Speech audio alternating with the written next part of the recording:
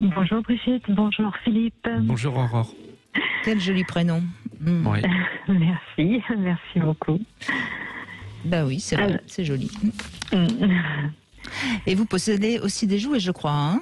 Oui. Alors en fait, je vais faire un petit historique brièvement parce que moi en fait la masturbation, pardon, je l'ai découverte très jeune. Alors ça ne portait pas ce nom-là, mais je me suis donné du plaisir jeune. Enfin, j'ai un rapport, qui j'étais pas contre. Après j'étais toute jeune, voilà. Après j'étais mariée et j'avoue Quand que vous dites toute jeune, parce que c'est... adolescente. D'accord, oui, Voilà. donc pas si jeune que ça. Non, pas de petite fille, non, bien sûr, Non. mais Ah bah à pourquoi pas, l'adolescence. hein. Attendez, il y a des femmes qui découvrent toute petite fille, justement, c'est pour ça que je posais la question. Donc... Oui, je l'ai déjà entendu, oui. Non, moi c'était plutôt à l'adolescence, voilà, je m'occupais doucement de moi, très discrètement, on n'en parlait pas d'ailleurs à l'époque, hein, donc voilà. C'est pas utile d'ailleurs. Oui. Non. Et puis après, j'ai été mariée après quelques expériences avec des hommes et le mari a été une vraie catastrophe en ce qui me concerne. Sur le plan intime, enfin sur plein de niveaux, c'était pas top. Et puis alors, il avait plein d'idées, prétendument pour pallier à mon manque de jouissance. Et à un moment donné, là, voilà, on a comme un accord, on a acheté des jouets. Mhm. Et puis, quand ça va pas avec le compagnon, enfin le mari à l'époque, les jouets, en tout cas pour moi, ça n'a servi à rien. Ça n'apportait rien. Enfin, ça me stressait. Je crois que vous aviez décidé que de toute façon, il vous donnerait plus de plaisir, quoi. Il y avait certainement un petit blocage quelque part, non? Ah oui. Puis je pouvais même plus m'en servir toute seule. J'ai pas pu m'en servir seule. Quand je suis partie, j'ai tout laissé, et ça y compris. Et après, j'ai eu l'occasion d'aller dans un très beau magasin, comme ça, où c'est vraiment magnifique. J'avais trouvé ça très très beau, et je me suis fait plaisir en m'achetant 2-3 jouets. Et voilà, j'ai refait quelques rencontres également avec des hommes, bien que voilà, j'ai pas de compagnon. Mais j'ai redécouvert mon corps, j'ai redécouvert la liberté que j'avais avec ces jouets. Moi, j'ai trouvé je trouve que c'est formidable, les jouets qui sont actuellement. J'en ai quelques-uns et ça, c'est vraiment top. Il faut reconnaître, moi je trouve, depuis, c'est vrai que c'est vers 2003-2004, je crois que Sonia Rykiel avait lancé les fameux jouets. Enfin, déjà avait trouvé l'idée d'appeler ça des jouets, hein, parce que ça s'appelait avant Vibromasseur Godemiché. Mais depuis, moi je suis ça de près puisque j'en teste dans l'émission depuis pratiquement 20 ans. Actuellement, il y a vraiment sur le plan du design, sur le plan de la manière dont il se recharge, les vibrations, les différentes de vibrations. Je trouve qu'on a vraiment énormément progressé et c'est certainement pas fini. Ah oui. Non, mais c'est vrai que moi, j'apprécie énormément, à défaut d'avoir un compagnon. Ce qui ne remplace pas, bien évidemment, mais je dis en attendant, franchement, moi, je me fais du bien. Vraiment, je me fais du bien et puis avec. Vous entretenez votre corps aussi. Et oui, ça j'ai déjà entendu plusieurs fois dans vos émissions.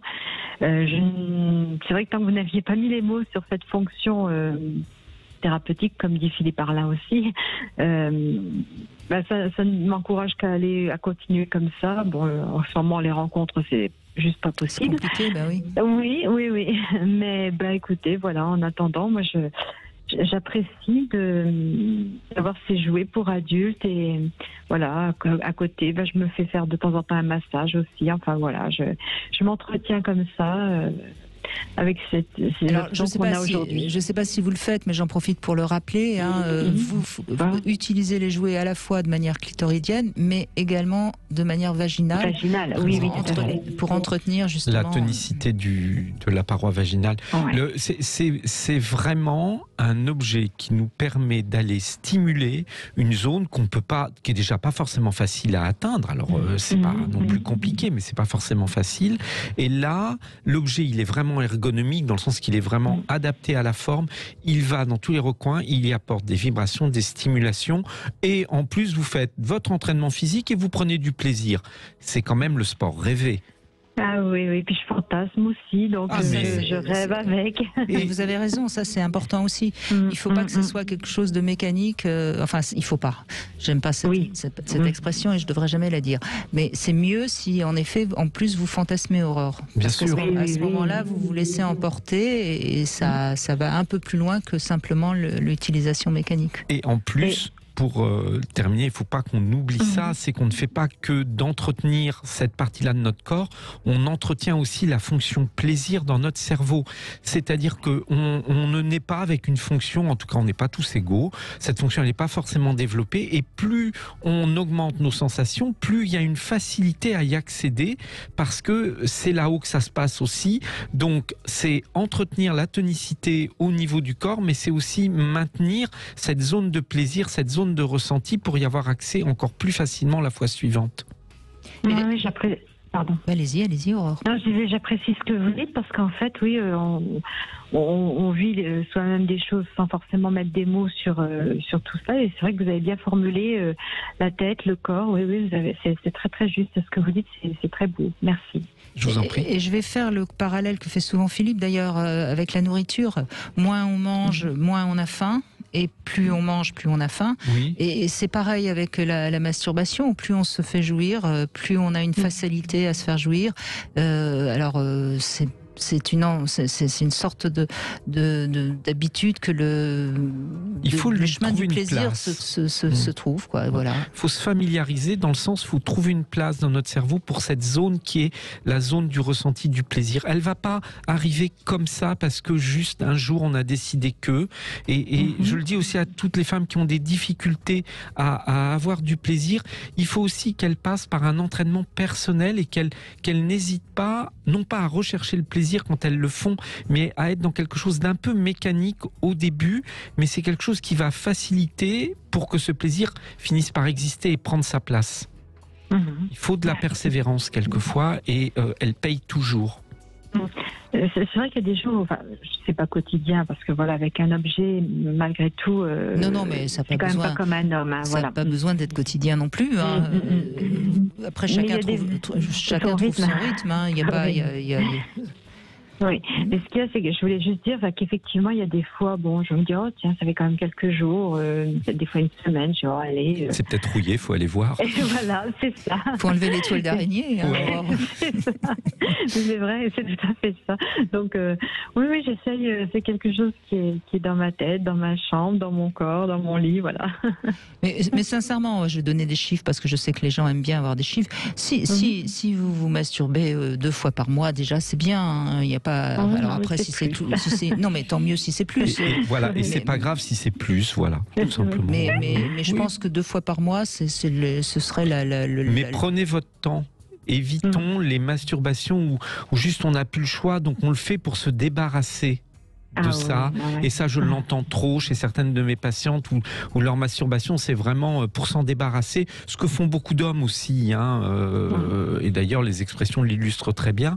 Non, quitte à le faire, installons-nous. Prenons notre temps, invitons éventuellement des jouets à la partie. Pourquoi on ne pourrait pas s'accorder un vrai temps avec soi-même? On a l'impression qu'on est voleur là entre 2 portes. Allez hop, vite fait, histoire que la tension s'en aille. Mais là, ça, c'est pas une éducation au plaisir. Ça c'est une frustration au plaisir. Ouais. Oui, je suis d'accord avec ce que vous venez de dire. Vous savez, ça me faisait penser un petit peu, c'est un peu ce que j'ai vécu quand j'étais mariée, au devoir conjugal, quoi, finalement. Ah ouais. C'est triste. Moi, je voudrais pas revivre ça avec des jouets. Alors là, pour le coup, ce serait doublement triste, quoi. Non, je savoure à ma façon, avec mes fantasmes. Et voilà, non, je le vis bien mieux qu'avec. Quand j'étais avec mon mari. Mais bien sûr. Et puis après, chacun va trouver sa méthode. Il y a des femmes qui vont commencer à se caresser avec leurs doigts, et puis ensuite vont se finir avec un jouet. Il y en a d'autres, c'est le contraire. Après, il n'y a pas de règle. C'est à chacun de trouver son mode d'emploi, trouver les jouets qui conviennent. Je veux dire, là-dessus, ce serait ridicule de donner une sorte de mode d'emploi qui serait valable pour toutes les femmes. Mais Après, il faut tâtonner aussi, il faut chercher, et puis après, ce que je conseillerais aussi peut-être, Aurore, je ne sais pas si c'est votre cas ou pas, c'est de varier, d'essayer d'éviter aussi de la même manière toujours de se masturber, parce que c'est ça aussi, ça peut devenir un petit peu répétitif et donc nuire à cette recherche du plaisir.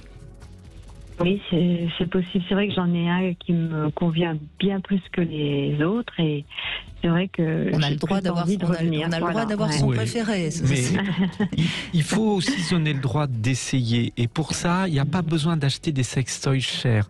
Vous avez beaucoup de sextoys qui existent de qualité mais à des prix raisonnables qui permettent d'être testés. Après, si vraiment il vous plaît, vous pouvez vous offrir le luxe de le prendre dans du plus haut de gamme. Ça sera le même, il sera sûrement plus raffiné sur les vibrations. Mais vous savez que c'est un sextoy qui vous correspond. Mais pour après, tester, vous vendez le vieux sur le bon coin. Et puis mais par exemple, et puis vous signez en bas pour qu'on sache qui a pris autant de plaisir avec un tel objet. Mais ça sert à rien d'aller surinvestir si vous n'êtes pas sûr que c'est exactement le type d'objet qui correspond au plaisir. On devrait d'ailleurs faire des soldes sextoys pour se les échanger, etc. Mais malheureusement sur Internet, ça va tout de suite être viré parce que c'est du sexe. Enfin, c'est là où on voit qu'il y a encore. C'est là où on voit qu'il y a une hypocrisie totale.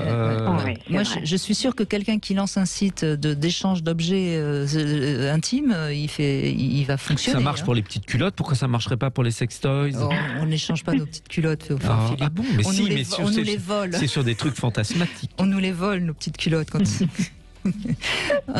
tout cas, bravo Aurore, continuez comme ça. Non, mais merci beaucoup Brigitte. Bonne continuation aussi pour votre émission et vos invités. Merci Aurore. Merci Aurore. Merci, au revoir.